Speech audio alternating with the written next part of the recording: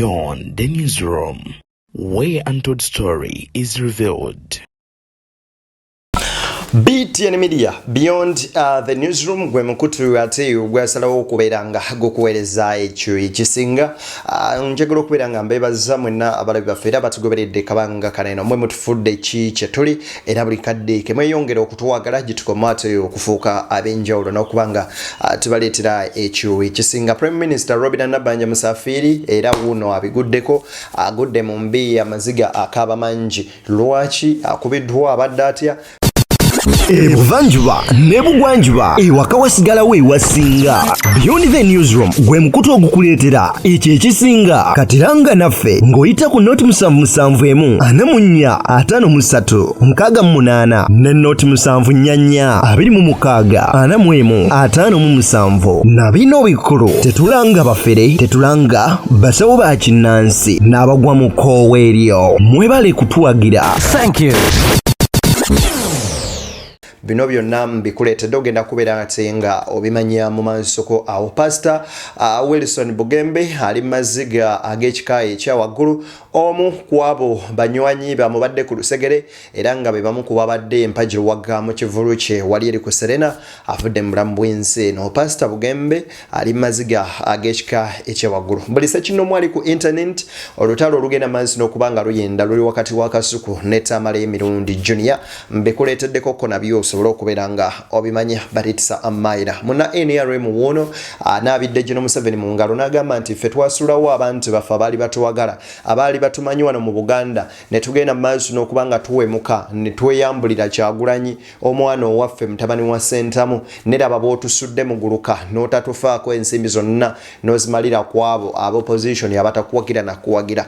Ani avudde mu mbeera nayogera ebigambo bino kyannaku nnyo nnyini ddala naye ate nga byonna mbikuleetedde bulungi. Emboozi ya Musafiri Nabbanja yo nkugambye ogenda banga ate ogiwulira butereevu nnyo nnyini ddala. Nze Deni tuli ku Beyond the newsroom n'obwombeefu bw'ekika ekyaggulu nkusaba video sooka ogimpere like wegiwalike ejja kudduka emisinde mingi tukwekubulisa kino mwatera mu ngeri yemu nga bw'eri enkola yaffe njagala okubeera nga nkusaba osubscribing kola mukagamba osubscribe omala okone wali eri mu kaduuka gye personalize okateeke mu all ofune notification ku mboozi zonna zetuteekayo obeere ng'ozoota buliro. Ate nkujjukiza nti tukoledde omukutu omujjo gwa Deni exclusive kabeera wansi mu comment section waliwo ko link n'obwombeefu obw'ekika ekyawaggulu nkusaba osubscribinge ku mukutu ogwo tubeere nga ate ensonga tuzitambuliza ddala bukwaku nnyo nnyini ddala. Awo wennyini katandike waneeno ne Pastor Bugembe olabe omukyalo ono avudde mu bulamu ensi eno bamuyita Pastor Sarah abadde mukyala wa Apostle Kimuli era bambi embeera sinungi yadde akamu n'akeddagala. Speech ya Bugembe ekaabya amaziga wolereza. My life was around where they keep Kampala clean. That's where I was entering when I was tired and fed up of life. Mama Jolie. Bishop. As I was going to enter into that car, and someone saw me while I was running to enter into that car. I wanted the cars to knock me, and I was fed up of life. And then a gentleman called Stephen Mbogo said, I will take you back to school. And Apostle Mulinde came, did hold the microphone.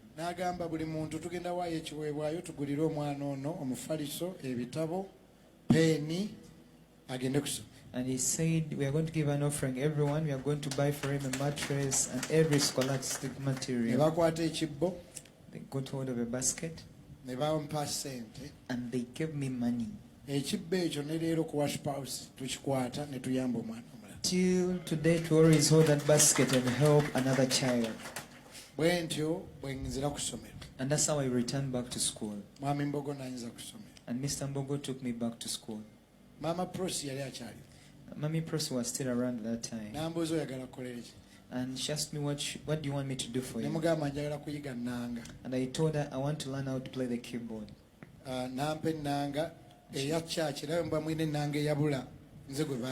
And she gave me the keyboard of the church. If you have one that got lost, they gave it to me. And I used to be with that keyboard at school.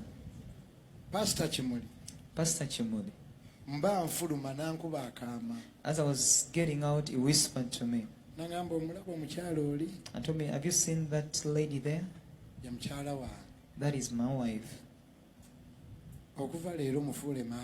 From today onwards, make her your mom. Mami Chimuli and Pastor Prosi, they became mothers to me. It wasn't so hard. If you get tired of Posho, you'd go to their home. And that's how we went in the house of Apostle Michael Chimuli. It was the first house that I stayed in where there was bread and milk. And you'd eat all that and no one would speak anything. That's you. Thank you so much. But in the house there was only one problem.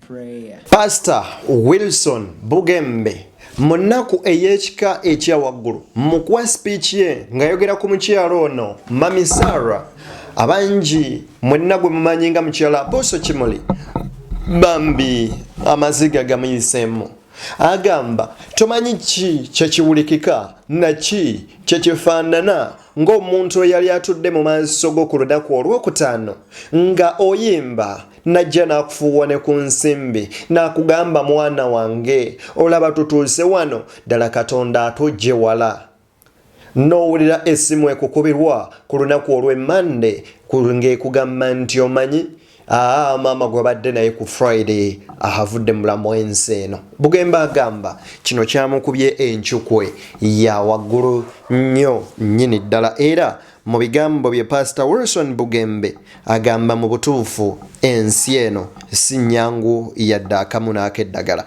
Kankwe ku video eno gwe naali eyo ng'oli muwagizi wa NRM era ng'ovuma bangi olw'okuba nga kyekibiina kyo wuliriza.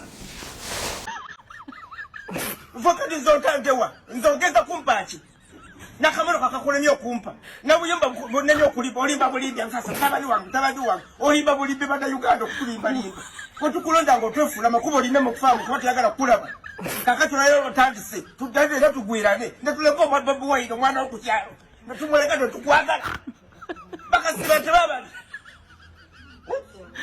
bambo go baba tuswala mu bana bokukyalo abana basinda mu binafu natubaleka ntukwagala notwefulira tulina obulubi gyoli buzeyi katuteka bwekusema motoka notula mu taxi nobasanga ne bafuulira nga nawe ofaanana ng'embwa ne bakutulira takati mukati mungu wamulonda akuyambye eki ate butuufu onyambye eki kyakati nalonda akatonyambye eki njagala weyajasaani nga ezo zino zaini ani akyazambale maddu tebazisuula tebaleka tebakukyawa olw'obunafuusibwa owuzogagawaza ebyalo omwendo bigagawaza biri luddawa tobeekweka bwekwesi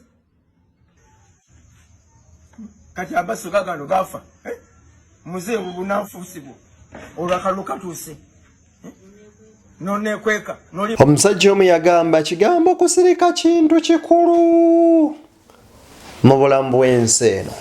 Musajja mukulu ono mu mbeera ey'obwennyamivu alaga okwennyamira kwe eri General Museveni agamba nti nkuwagidde mpawo kalungi n'akamu kenzije mu kuwagira era omwami ono agamba nti ekyamazima amatuufu mwami Museveni nkuwagiridde ebbanga naye bye nkuwagidde byonna bifudde ettoge olw'ensonga tolina kyogenze mu maaso nakubeera nga onyamba kyokka ate ne tufuuka ekizibu eri public nga ne bannansi balaba abaava mu baana baabwe nga ffe tuli awo abaakukuutira akadingidi kyokka ate nga twenyinyaza. Ebyo nno bigambo byoyo. Kati Nabbanja mwattu ali maziga era ye kyakyatenda zempiize yafuna oba Ekikonde wuliriza.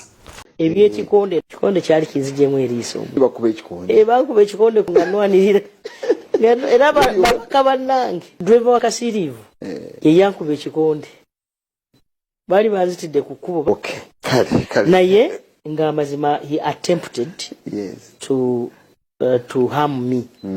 Singa sayina security ngende kumpi ndowooza yali nkosezza. Twakoolawo ki? Obwedde baali bali kumpi kumulangirira. Kakati bw'ogamba bamutwalirewo bamusibe oba security yali emukutte. Nimbagamba muleke bamale omulangirira. Ninteekayo omusango. Era bamunoonya talabikako. Tukwebaza n'abasirikale obutasukkawo obuzibu bwatuukawo bali bufaanana. Kuba baali basobola n'okumutta. Obutabasobola. Obusungu ne bwe bukukwata butya. Ng'olaba oli ayina abamukuuma ate bamundu. Kuba ndowooza ate kiyinza okuba nga kyali kipange. Bajje batemputinge basobole okutta abantu. Kakyali kisoboka okutta abantu awo. Tumwesige Josephat aludde nga njolonga. Ngagamba nayo n'omukazi anaatutuusaawa araze na wano tumaze okusinga ndowooza bamaze okubba kweka mubuukire. Aveeri nze nali njogera byange simwetegese. Ngenda okulaba nga security emukutte bamutadde wali wansi ate ntandika okubalwanira tebamutta. Nga batabuse. Kale omanye ekintu ky'otategese. Nali nnyonnyola nga ngwamu Dereva wa kasiriivu ye yali anzise engumi ku liiso n'ebirala ebiringa bwe bityo. Bigambo bya mukyala Nabbanja Musafiri MP omukyalo wa Kakomero District nga ye Prime Minister w'eggwanga lino mu gavumenti ya General Yoweri Kaguta Museveni avuddeyo n'ategeeza bulungi nti byonna byaliwo era yalumbibwa wabula kino kwali kubeera nga bamwetegekera. Kino nno kirina kye kitulaga nti oba oliawo obuvuyo bwonna obwakolebwa mu bululu buno bwali bo bannyini banna NRM nga bebeetuusaako ekyo baana b'omunju balwana. So bangi tubadde twebuuza ebibuuzo nti kinaaba kitya mu kalulu ka bonna nga bano bokka mukaabwe balwanaganye okutuuka ku ssa erifaananako bwerityo. Kyokka nno kino eno kivuddeyo ne kireetera abantu bangi buli omu okubaako engeri gy'ayanukula eri sayidi eyo mu ngeri gy'alabamu ebintu bino. Abamu bagamba nti Nabbanja ekyatuukawo kimugwanira, abalala ne bagamba tekyandibadde ku Musafiri Nabbanja. Kyokka nno ye agamba nti byonna yadde byaliwo naye kikulu kasita tetwatta muntu kubanga abamu ku bo baali bagendereddwamu nga baagala tubeeko obulamu bw'abantu abamu bwe tusaanyaawo, naye ekyo tekyasobola kugenda maaso na kubeera nga kisoboka. Bigambo byani? Bigambo bya Honorable Nabbanja. Oleka interview eno kamkuba ebigambo bino obiwulirize bulungi. Wuliriza. Gano gatukanga nnyo ku social media. Yana kubirako ne ku simu. Kabagamba nti Prime Minister bamujolongedde bwe balondera. Kakati ekiseera kyatuuka ababaka abamu ne bategera bagwa. Abamu nga bw'ogambye nti baagala bendera ya NRM okufa n'obutanyagwa. Waliwo MP bamuyita Tumwesige Josephat. Tumwesige Josephat aludde nga njolonga. Kakati ekiseera kyatuuka ndowooza ne balaba nga baggwa. Kati amagombolola agamu ne galwawo okuleeta results. In fact navuga n'enva Kakumiro nga results zaffe tezijja. Nengenda eggayaaza. Nasanga nga DPC ali bweru munda nga mulimu registrar w'eggombolola bamuyita Sanyu nga ba registrars abalala beesibidde mu mayumba abantu babakonkona baggulewo. Kati bagenda okuleeta results. Kankuwa ekyokulabirako nga ekisengwe. Nze nga abantu bampadde dda result forms zange bazita declaration form. Nga awamu nafunye 211. Kati bagenda okuleeta fomu zaabwe nga ziriko 905. Nga bakubira. Anti baali balina okunzibira basobole okubalansingira oli gwe babbira. Ngenda okuwulira bwe basoma omukazi omu n'akubira ssimu agenti wange wekawungeera n'agamba basomye obululu naye obululu wafunye 211 kebera lwaki basomye Lwenda oba basomye mu bufu. Nengamba abaana bange bali ku tale center yaffe, please mumpe education form yaffe eyekawungeera tenajja tayazze yino kati ninkwata education form eyo nengenda ewa district registrar awo wenyimukira okuba bwe twali tutudde ewaffe nemugamba bino biki education form joina njagala girabako nga lwaki osoma ebyo nze zange zenafunye ziriwa kubanga nze saamanya kigendererwa kyabwe kyakuteeka bululu ku education form yange kumbe bali mu kubalansingirako tumwesije Josephat konzi tobuteekako temunzibira olwedde nga maze okulaba ne bwe bali nze sikkiriza bya bubbi buli wamu abantu bafuna zero Nabbanja agamba ebyaviirako okulwanagana kuno n'eŋŋumi byatandikira mu kubanga bamubbira obululu we yafunye ekinaanamu nga bamuwa obululu 9. Ndowooza kaakati mukkiriziganya n'ebyali mu kalulu ke Kawempe we basoma Nambi ng'afunye 3 ne basoma nti afunye 3 ebitaaliyo era nga David Lewis Rubongoya nkwoteeka ono mwami yani ono mulala omumpi oyo omunenenene bwatyo omuddugavu ali kakiiko k'ebyokulonda kano bakola buli ekisoboka okulaba nga bakyalenjinga returning officer nti oleese kino nti ffe tulina buno NRM mu kubba obululu kirimmo bamaze okubeera nga beetongoza ng'ekibiina ekisinga okubba obululu. Oyo might say nti deni okozesezza ekigambo ekibi naye olaba Nabbanja agamba ye baali bamubbidde obululu. Kaakati awo mu nsi nze nedda buno nafunye buno nze nafunye buli eri nze nafunye buno eŋŋuumi weemulira ettama omwana n'amuwa we tatata kuliiso agenda okutunula eno waati nga bamumukuunyuulako nga security emutwala. Nabbanja byagamba nti ebyo byonna byali bipulaninge ne tuweebuuza gwe otuukidde ku serifaanana bwerityo prime minister nga bakubba obululu bakulwanyisa batuusa okukuba kati omuntu wa wansi mwana yingi ye agenda kubeera wanga yeyeesimbawo ku kifo ekimu oba mutugambe nti n'akalulu ke tugenda mu 2026 akabonna tukabalekere 1 NRM etongoza nti yo mu bubbi erimmo naawe wennyini ogamba baali bakubbira ate nga basobole oyisaawo ekyabwe balangirire obwabwe obungi. Mutulazeeko nti basobola okukozesa security okulwanagana ne bannansi ne batiŋŋana ebyo byonna tubirabyeko obubbi okuttiŋŋana okulwanagana effujjo byonna byayoyoleka mu kalulu ke NRM. What does it reflect ku kano ke tugendamu akabona 2026? Nze naawe gwe wamaali eyo olowooza ki ku nsonga ezo? Aba NRM mwetereze, I think it's also a high time for you okutandika okusiba ku nsawo mubeere nga mutegeka ebintu mpolampola mu bijjeyo ebyagenda eri mu bijjeyo n'ebiri eno mu bijjeyo essaawa yonna kirabika NRM ensonga zeeyongera okutabuka. Kakati njagala mbawe wano ku Tamale Emirundi Junior ebibye ne Kasuku bano baleka tebajja kuddamu kutuula mu kimu. Wuliriza gwe tosobola kwebuuza Tamale Emirundi yafa akola ne Kasuku buli akola ne Kasuku afa gwe tokyewuunya. That boy is a state agent. Tamale Emirundi yafa akola ne Kasuku. Katolu Bwama yafa akola ne Kasuku. Segirinya yafa akola gwe tokyebuuza what is wrong with Kasuku. Kasuku mbega era abakola naye mumwegendereze kisajja kyankwe. Kasuku okutta layisi ayagala nnyo ssente. Gwe tokyebuuza Isima yafa yali akola naani? Tojja kunzita musajja gwe.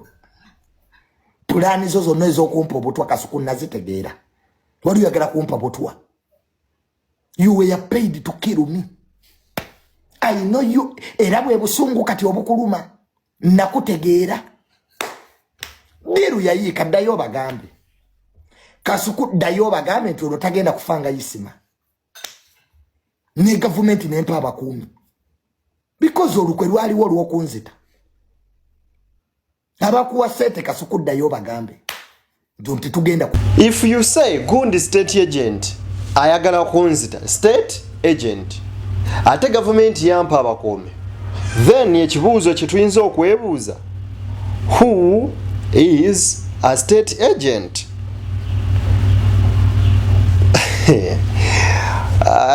Uganda eno ennyumira.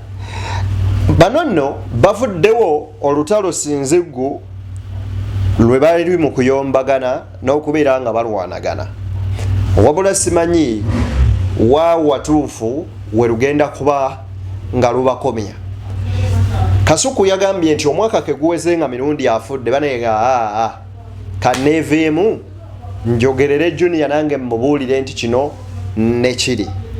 Ebisinga waawo bijja kujja mu mboozi zaffe eziddako. Tuli ku BTN Media Beyond the Newsroom. Musikirize mbatere wano tusinkane baganda bange mbagaliza bye munjagaliza.